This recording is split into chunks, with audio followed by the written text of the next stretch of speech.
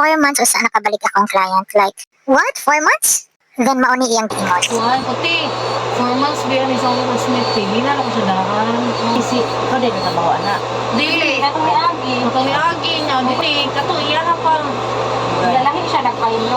I thought dili na mabalik akong classmate na client. Since 4 months naman ang naglabay. Then intact pa man iyang mga nails. Pero baba na kaayo kay 4 months na ba yan?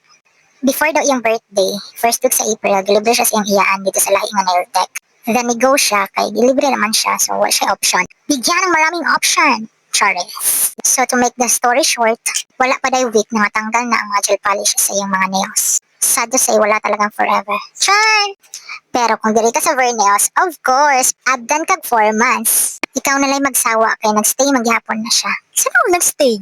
Bitaw, so unsa pa inyong gihulat? Pabok na mo. Ayaw ninyo gulat ang mangunot pa inyong kamot. Ha, pamamog pabok? Pabok na ba?